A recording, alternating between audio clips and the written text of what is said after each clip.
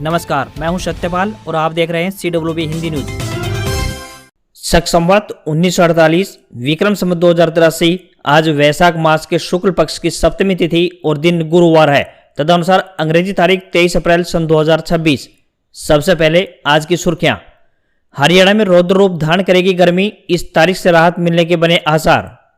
हरियाणा में ration card धारकों के लिए जरूरी खबर, गेहूं वितरण से जुड़ी ताजा अपडेट आई सामने। 26 तारीख को खुलने जा रहा है श्रम विभाग का पोर्टल, 2,70,000 श्रमिकों को मिलेगा लाभ, बताएंगे पूरी अपडेट। शहरी निकाय चुनाव के रण में उतरी हरियाणा बीजेपी, मेयर पद के लिए घोषित किए उम्मीदवार। हरियाणा के गांव में पूरी रात मिलेगी बिजली, शाम से सुबह तक नहीं लगेगा कट, उत्तर हरियाणा बिजली वितरण ने आपूर्ति समय बदला।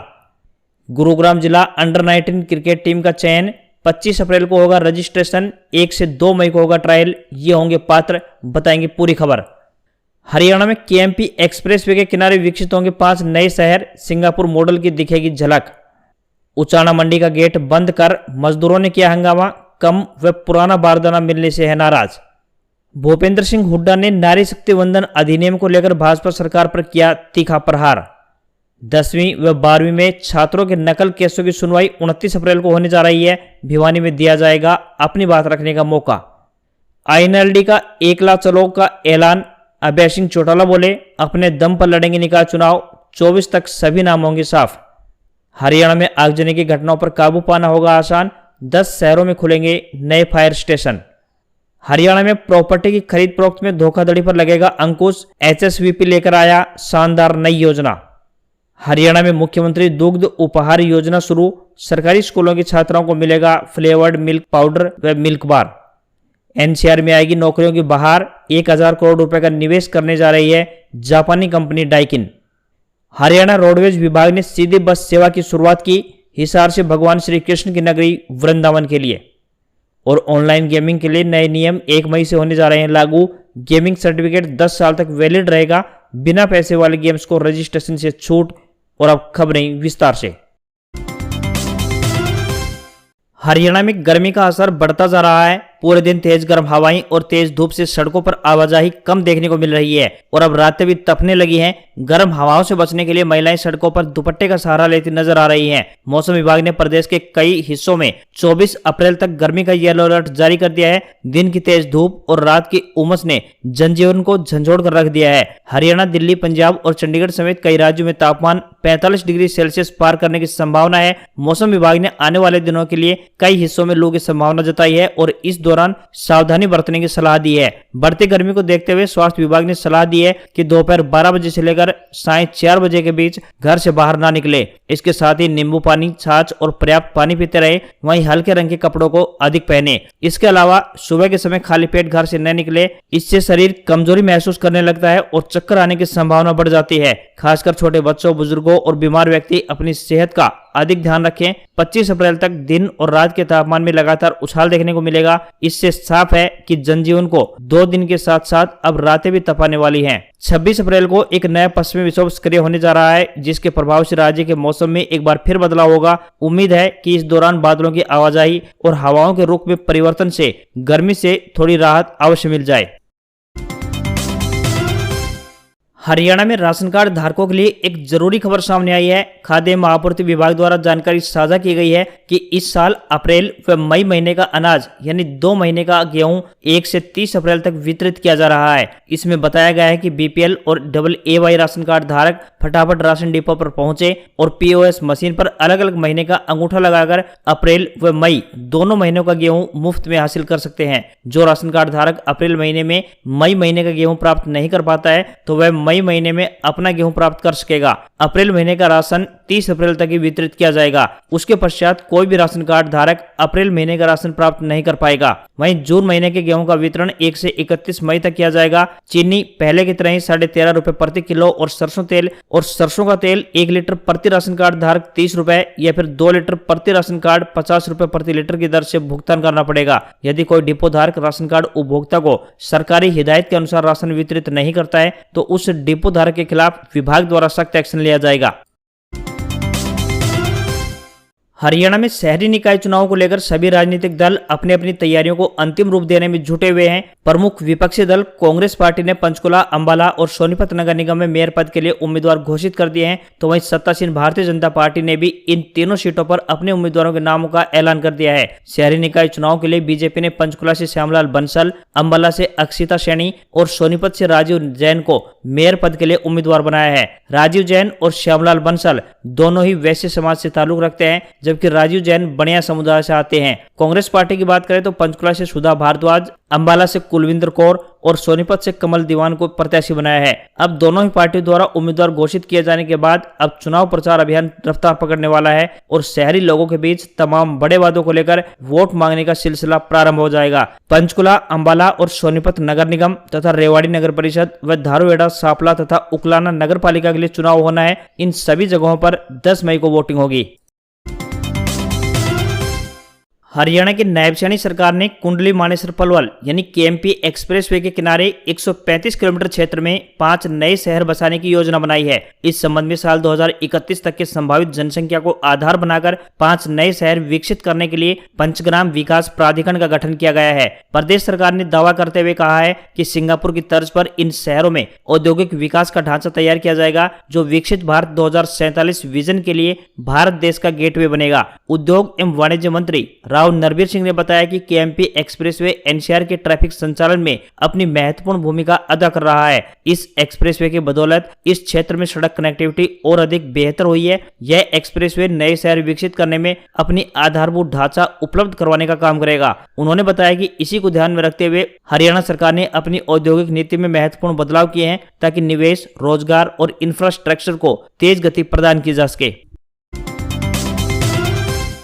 हरियाणा में प्रॉपर्टी की खरीद फरोख्त करने वालों के लिए हरियाणा शहरी विकास प्राधिकरण यानी एचएसवीपी एक नई और शानदार योजना लेकर आया है। बता दें कि करोड़ों रुपए खर्च कर संपत्ति खरीदते समय सबसे बड़ी चिंता यही रहती है कि दस्तावेज सही हैं या फिर नहीं और प्रॉपर्टी डीलर धोखाधड़ी में न फंसा दे। अब इस समस्या का समाधान एचएसवीपी ने अपने नए प्राइवेट प्रॉपर्टी खरीद फरोख्त पोर्टल के जरिए कर दिया है। यह पोर्टल खरीदार और विक्रेता दोनों के लिए सुरक्षित, पारदर्शी और भरोसेमंद प्लेटफॉर्म के रूप में सामने आया है। एचएसवीपी की ओर से शुरू किए गए इस ऑनलाइन पोर्टल पर केवल वेरीफाइड फ्री होल्ड प्रॉपर्टीज की खरीद फरोख्त की जा सकती है। इससे फर्जी दस्तावेजों या फिर विवादित संपत्तियों के खतरे को काफी हद तक खत्म कर दिया गया है। सबसे बड़ी बात यह है कि इसमें किसी भी प्रकार का ब्रोकर या कमीशन शामिल नहीं है, जिससे कि लोगों को सीधे फायदा मिलेगा। इस पोर्टल की खासियत यह है कि यह दोनों पक्षों के लिए फायदे का सौदा बन रहा है। विक्रेता को ई ऑक्शन प्रक्रिया के जरिए बेहतर दाम मिलने की संभावना जताई जा रही है। यह सुविधा हरियाणा के प्रमुख शहर पंचकुला के अलावा गुरुग्राम, फरीदाबाद और रोहतक में भी उपलब्ध करवाई जा रही है।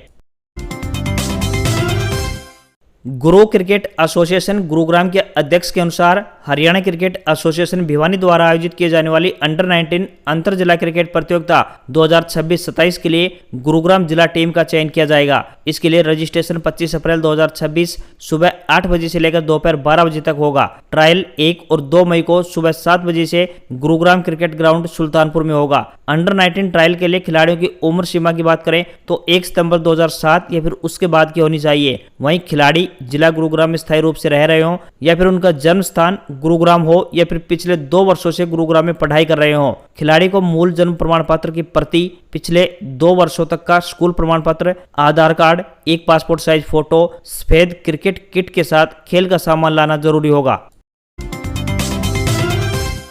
पूर्व मुख्यमंत्री और कांग्रेस के नेता भूपेंद्र सिंह हुड्डा ने नारी शक्ति वंदन अधिनियम को लेकर भाजपा सरकार पर तीखा हमला बोला। उन्होंने कहा कि भाजपा अब खिसियानी बिल्ली खंबा नोच रही है कि जैसी स्थिति में है और इस मुद्दे पर पूरी तरह से एक्सपोज हो चुकी है। हुड्डा ने सवाल उठाते हुए कहा कि जब वर्ष 2023 में ही बिल पास हो गया था तो इसे नोटिफाई क्यों किया गया। उन्होंने कहा कि कोरोना महामारी का दौर भी 2022 में समाप्त हो चुका था। ऐसे में सरकार चाहती तो 2023 में ही इस कानून को लागू कर सकती थी। उनके मुताबिक भाजपा की नीयत ही साफ नहीं थी, इसलिए इसे लागू करने में देरी की गई। हुड्डा ने कहा कि भाजपा निंदा प्रस्ताव लाने की बात कह रही है, लेकिन कांग्रेस भी उनकी नीतियों और फैसलों की कड़ी निंदा करेगी। उन्होंने कहा कि कांग्रेस ने सरकार को पूरी तरह बेनकाब कर दिया है और अब जनता को गुमराह नहीं किया जा सकता। हुड्डा ने प्रदेश में गेहूं खरीद व्यवस्था को लेकर भी सरकार पर गंभीर आरोप लगाए। पोर्टल आधारित व्यवस्था पर भी सवाल उठाते हुए हुड्डा ने कहा कि अगर सरकार सिर्फ पोर्टल के सहारे ही चलानी है तो फिर सरकार की जरूरत ही क्या है। उन्होंने कहा कि पोर्टल का कोई मायना नहीं है जब तक जमीनी स्तर पर व्यवस्था सुचारू रूप से काम न करे।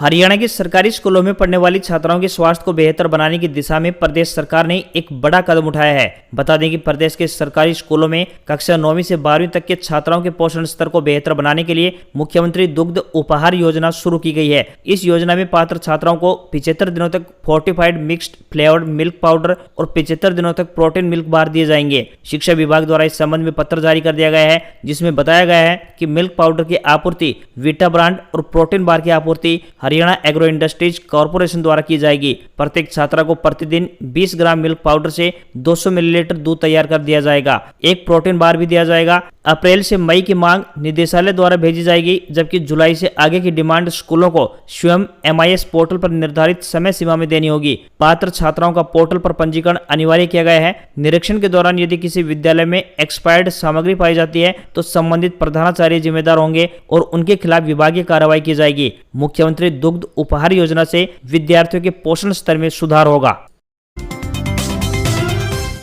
हरियाणा परिवहन विभाग द्वारा उत्तर प्रदेश के मशहूर धार्मिक स्थल एवं भगवान श्री कृष्ण की नगरी वृंदावन के लिए सीधे बस सेवा को हरी झंडी दिखाकर श्रद्धालुओं को बड़ी सौगात दी गई है। रोहतक रोडवेज डिपो की यह बस हिसार बस स्टैंड से सुबह 10 बजे रवाना होकर 10:40 पर हांसी, 11:20 पर महम, 12:15 बजे रोहतक, दोपहर 1:20 पर बहादुरगढ़, दिल्ली सराय काले खां बस स्टैंड 3 बजे और 4:30 बजे पलवल पहुंचते हुए 7:30 बजे शाम को वृंदावन पहुंचेगी। इसी तरह वापसी में बात करें तो अगले दिन सुबह वृंदावन से 5 बजे रवाना होकर 6:15 बजे पलवल, 8 बजे दिल्ली ISBT, 10:30 बजे रोहतक होते हुए लगभग 1 बजे हिसार पहुंच जाएगी। यह बस हिसार बस स्टैंड से रवाना होकर वाया हांसी, महम, रोहतक, बहादुरगढ़, दिल्ली सराय काले खां, बदरपुर, बल्लभगढ़, पलवल, होडल और कोसी होते हुए वृंदावन का सफर तय करेगी। आगामी गर्मियों की छुट्टियों में वृंदावन जाने की योजना बना रहे लोगों को इस बस सेवा का निश्चित तौर पर फायदा पहुंचेगा।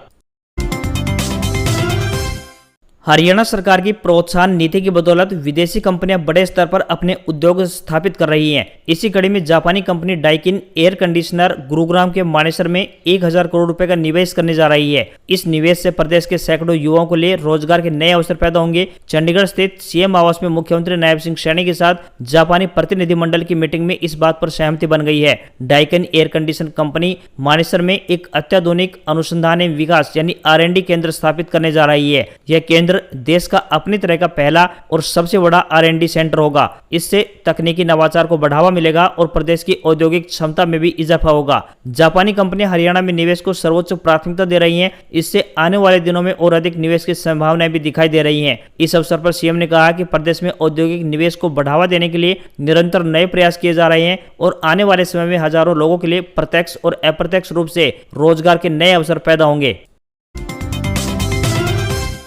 हरियाणा में बढ़ती आग की घटनाओं पर तुरंत प्रभाव से काबू पाने की दिशा में राज्य सरकार ने एक बड़ा और महत्वपूर्ण कदम उठाया है। बता दें कि राज्य सरकार ने 10 शहरों में नए फायर स्टेशन खोलने की योजना बनाई है। ये फायर स्टेशन फरीदाबाद, पंचकुला, अंबाला, सोनीपत, पानीपत, रेवाड़ी, गुरुग्राम, पलवल और नूह में खोले जाएंगे। वहीं गुरुग्राम में 2 नए फायर स्टेशन बनाने की योजना अलग से है। राज्य के अलग अलग हिस्सों में आबादी को देखते हुए ये फायर स्टेशनों की संख्या निर्भर करेगी। फरीदाबाद नगरी की कुल आबादी लगभग 27 लाख है। कई बार ऐसा होता है कि एक साथ 2 से 3 जगह पर आग लग जाने पर गाड़ियां समय से नहीं पहुंच पाती, इसलिए यहां पर एक और फायर स्टेशन खोलने का प्रस्ताव है। ये दुर्घटनाएं गर्मियों के समय में अधिक देखी गई हैं। इस योजना का मुख्य उद्देश्य बढ़ती आग की घटनाओं पर काबू पाना और आपातकालीन स्थिति में समय पर पहुंचना है। खासकर शहर और औद्योगिक क्षेत्रों में फायर स्टेशनों की कमी को पूरा करने का लक्ष्य रखा गया है। इससे यहाँ के लोगों की सुरक्षा बढ़ेगी। बैंक ऑफ बड़ौदा यानी BOB ने क्लर्क के पदों पर भर्ती के लिए आवेदन मांगे हैं। यदि आप भी इन पदों पर आवेदन भेजने के इच्छुक हैं तो ऑनलाइन माध्यम से अपने आवेदन भेज सकते हैं। महिला हो या पुरुष, दोनों वर्गों के उम्मीदवार अपने लिए आवेदन कर पाएंगे। आवेदन करने की अंतिम तिथि की बात करें तो 12 मई है। इन पदों के लिए उम्मीदवार स्नातक पास व स्पोर्ट्स पर्सन होने चाहिए। जनरल, OBC और EWS कैंडिडेट के लिए 850 रुपए फीस लगेगी, तो वहीं SC, ST और ESM कैंडिडेट के लिए 175 रुपए फीस देनी होगी। न्यूनतम आयु 20 वर्ष और अधिकतम आयु 28 वर्ष तय की गई है। सैलरी की बात करें तो 24,050 रुपए से लेकर 64,480 रुपए पर मंथ मिलेगी।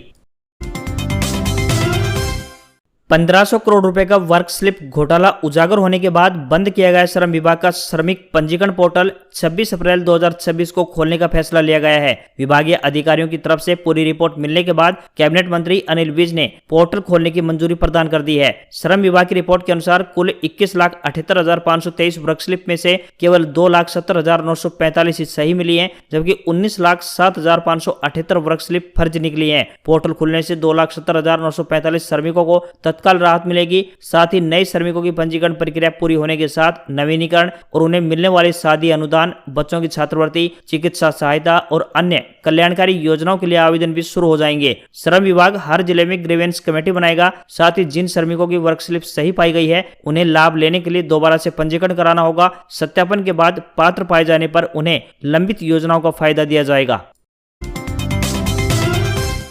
बढ़ती गर्मी और उमस के बीच हरियाणा के ग्रामीणों के लिए राहत भरी खबर सामने आई है। उत्तरी हरियाणा बिजली वितरण निगम यानी UHBVN ने ग्रामीण घरेलू फीडरों के लिए बिजली आपूर्ति का नया शेड्यूल जारी कर दिया है। सरकार ने फैसला लिया है कि अब गाँव में पूरी रात बिजली की सप्लाई दी जाएगी ताकि किसानों और आम जनमानस को चैन की नींद मिल सके। यह नया शेड्यूल 23 अप्रैल की आधी रात से प्रदेश भर में लागू हो जाएगा। खास बात यह है कि सरकार ने पीक आवर्स यानी जब बिजली की सबसे अधिक जरूरत होती है उस समय को प्राथमिकता पर रखा है। नए शेड्यूल के अनुसार हिसार जोन सहित अन्य क्षेत्रों में शाम होते ही बिजली की सप्लाई शुरू कर दी जाएगी, जो बिना रुके अगली सुबह तक जारी रहेगी। हिसार जोन में शाम 7 बजे से सुबह 6:30 बजे तक यानी लगातार 11.5 घंटे रात की सप्लाई। तो वहीं गर्मी के पीक समय यानी कि दोपहर 12 बजे से शाम 4:30 बजे तक भी बिजली उपलब्ध रहेगी ताकि लोगों को लू और तपिश से बचाया जा सके। निगम के उच्चाधिकारियों ने साफ कर दिया है कि इस शेड्यूल को लागू करने में कोताही बरतने वाले सब स्टेशन स्टाफ पर सख्त कार्रवाई होगी।